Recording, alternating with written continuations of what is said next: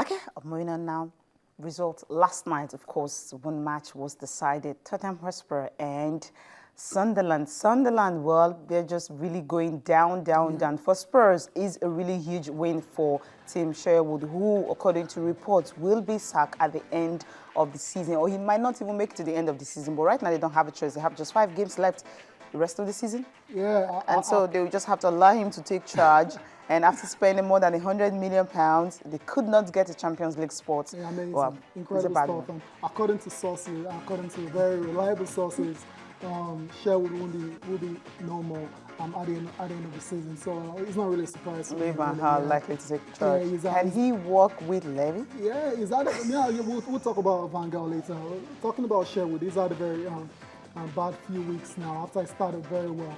But then I said something yesterday about Adebayo being out injured. Yeah. Adebayo came back yesterday, and what happens? Spurs win the game. 2 goals. Yeah, so it's a shame Adebayo has... When he's not playing, they're losing. Do you build your teams around a particular player? Yeah, and it's not a very good thing to do, but then that's what has happened. That's what has been able to carry Spurs this year.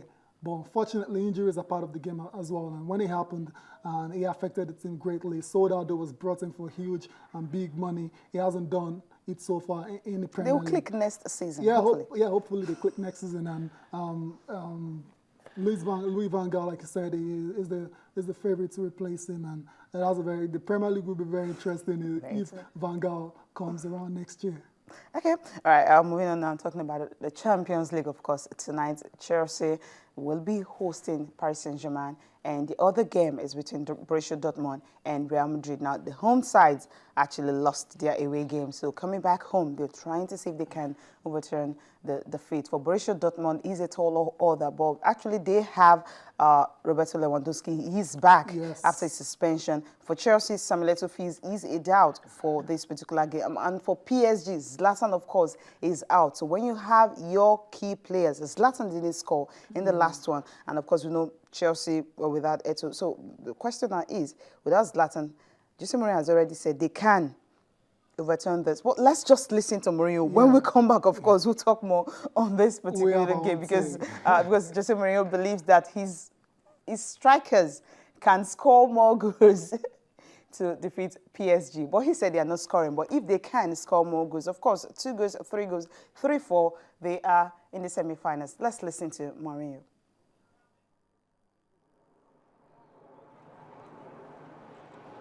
Yes, I think. And I think that's the most important thing for you to listen. Yeah. I think we are going to win, really. I think we are going to, in the end of the 2 legs, I think we are going to score more goals than them. Pure mathematics. In this moment, 2-3-1, I think in the end can be 4-3 or 5-4. I think the players play, not the club experience. So how many times Thiago Silva, Thiago Motta, Max or Cavani, all of them, they play big matches in their leagues and in the Champions League how many times? Lots of times. So the fact that Paris has no tradition in the competition till this moment, I don't think it plays a role. Well, you heard from him, they can overturn that. Yeah, he's very confident, and I understand why. Chelsea have been very comfortable at home this year. They played their best games at Stamford Bridge. So it would be a very tall order for Chelsea to overturn. And like I said, they're playing against PSG.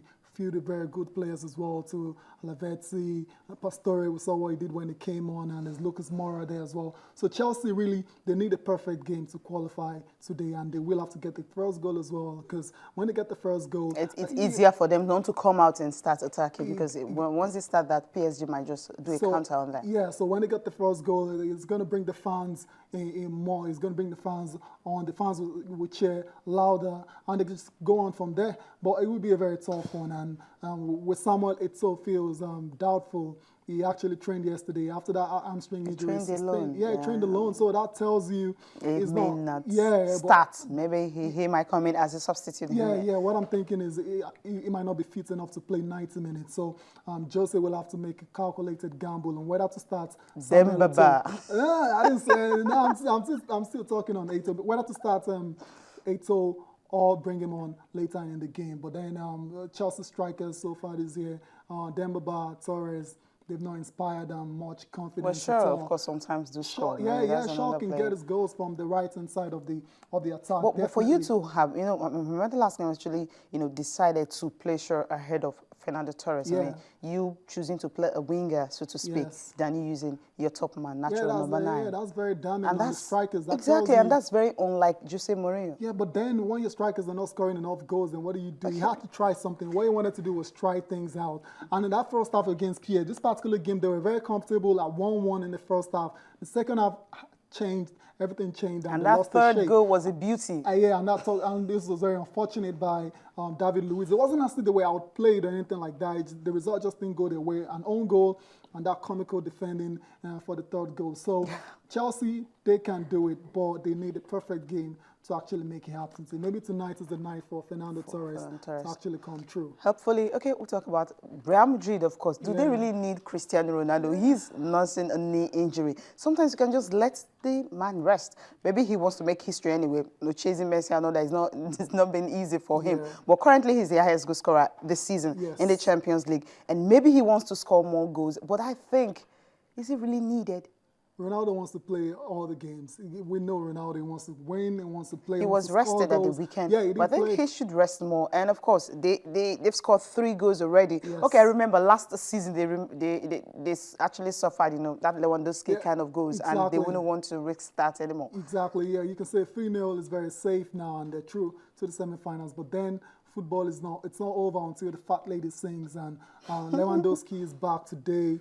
You can give Pepe and Ramos nightmares if time is not taken. So I won't be surprised if Carlo Ancelotti plays Ronaldo today. But 3-0 up, I don't see Real Madrid throwing this away. If they trade away, then they will have themselves to blame. I think all the players should be flogged. Okay, that's it. Moving from the Champions League now over to golf.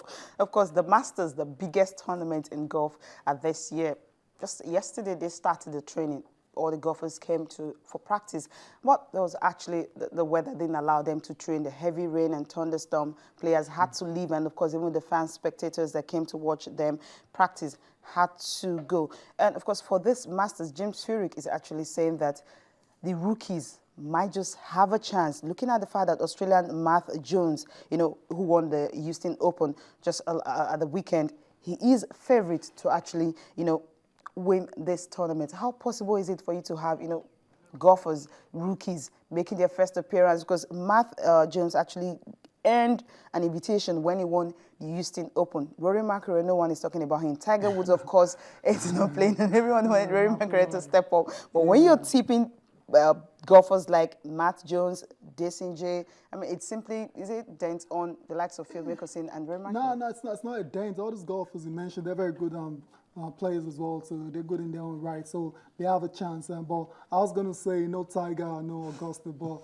no, but seriously. The first time is actually missing this tournament. Yeah, he's won the 4 times and won his first one at this particular major, so it's a shame he won't be there, but then seriously, the players there, there's Phil Mickelson and there's Adam Scott won it last year, the very first one for Australia. And there's Bubba Watson as well, he won it in 2012. So these guys, they still have the characters there that can bring the excitement to Augusta National. But then in the absence of Tiger Woods, I really don't know who to tip in this particular one, to be honest. It's a tough one. Yeah, it'll be a very tough one. Phil Mickelson is an opportunity for him to actually be the main guy now. Nearly Manny will say, okay, let's listen to Jim Furyk and J.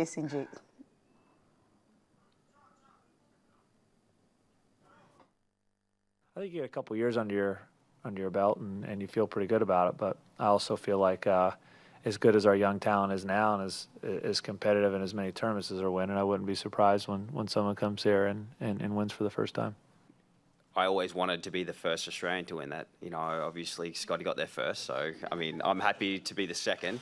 But you know, I just love everything about this place. The history and the tradition behind Augusta National and the Masters is just, you know, it's golfing heaven. Every time you tee it up, your goal's to win. So it's exactly the same as coming here. That's my goal, is to win. I'm a rookie. It doesn't happen too often, but I've been playing great. I'm playing against the same guys I do every week, and I've beaten them before. So it'll be a good week.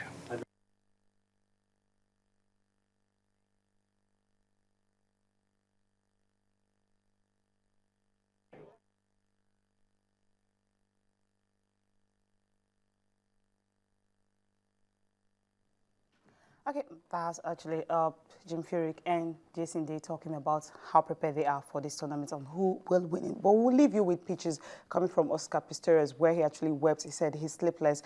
But after this program, of course, the next program on Channels Television is the 7th Lagos Economic Summit. We'll join them live now. Thank you so much for watching, and bye for now.